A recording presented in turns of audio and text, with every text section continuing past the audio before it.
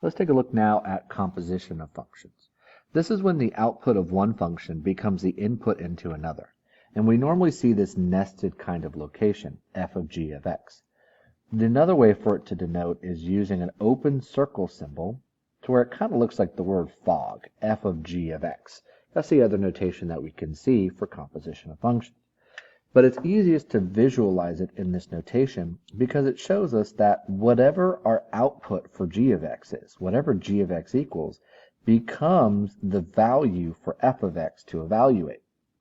So we can plug the input variable into the innermost function, evaluate, and then plug the output into the outer function and evaluate again. We can also substitute an entire equation or expression as the input into another function. And we'll do both of those here. So if f of x is x squared and g of x is x plus 2, what is the value of f of g of 1? And we also want to compare it to the value of g of f of 1. So let's start with g of 1. What we can do is take 1 and plug it into our function g. So we're going to evaluate g of 1, which is 1 plus 1 equals 2. And therefore, for f of g of 1, we can now replace g of 1 with 2, and we're going to evaluate f of 2. f of 2 equals 2 squared, which is 4. Therefore, f of g of 1 equals 4. Now let's do it the other way around. Let's use f of 1 as the inner function. So we'll evaluate f of 1. 1 squared equals 1. And now we can replace f of 1 with the value 1 and evaluate g of 1, which we evaluated earlier. 1 plus 1 equals 2. Therefore, g of f of 1 equals 2. So we can see that the order that we evaluate these nested functions makes a difference because f of g of 1 is not the same as g of f of 1. Let's go ahead and do another composition. F of g of negative 1. So we start with g of negative 1, which is negative 1 squared minus 2 times negative 1 plus 1. 1 plus 2 plus 1. G of negative 1 equals 4. And then now we can substitute g of 1 with 4 and evaluate f of 4. Equals 2 times 4 plus 1, which gives us a value of 9. We can do the same thing on a table and match up. Don't worry about the colors, they're for a different problem. For the given table, what is the value of f of g of 3? So let's evaluate g of 3 first. G of 3, we look at the x column, where x is 3. And then we look over at the g column and see that g of 3 equals 4. G of 3 equals 4. So now we can substitute g of 3 with 4, and we can evaluate f of 4. Do that in a different color. And again, we look at the column and see when x is 4, and then we match it up with the f of x column. F of 4 equals 16. Therefore, f of g of 3 equals 16.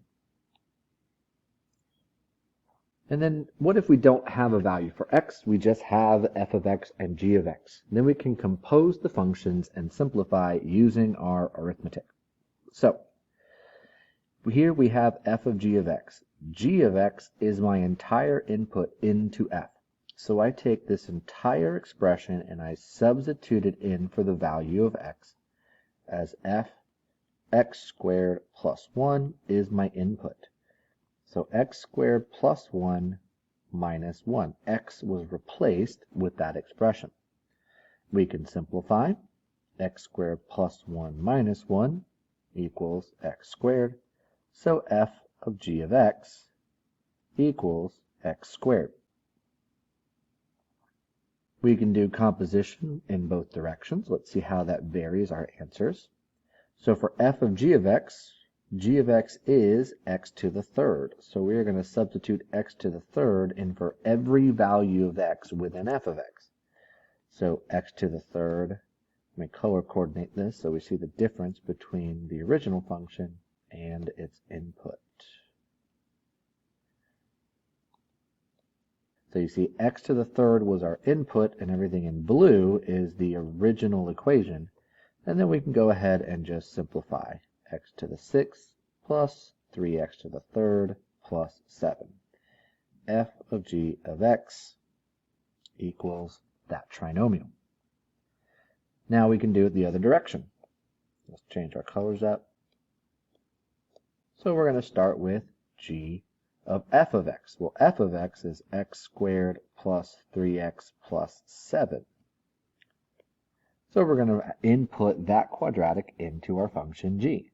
Well, our function g is just x to the third. So we take our input, x squared plus 3x plus 7, and the input, or the rest of the function, is just raising it to the third power. Now, we could go ahead and expand this out, but just as a side note, that would take a while, and you're probably not going to have to do that. But I do want to note a common pitfall that a lot of students fall into, okay, is that x squared plus 3x plus 7 to the third power does not equal x to the sixth plus 27x to the third plus 343. The exponent does not distribute among the terms. If we wanted to expand it out, we would have to multiply x squared plus 3x plus 7 by itself 3 times, which is a lot of multiplications. And we don't need to do that, so we won't. We will just leave it as this solution here. Lastly, we're not given two functions, but we are given an input into a function. If g of x is x squared plus 1, what is g of x minus 1? So we just substitute that in. G of x minus 1 equals x minus 1 squared plus 1. This is an easy one to expand out, so we will. If you remember that a binomial squared is a perfect square trinomial, it could make it go a little bit faster. But if you don't, that's fine. We can just write it out twice. Do the multiplication. X squared minus x plus 1 plus 1. So we have x squared minus 2x plus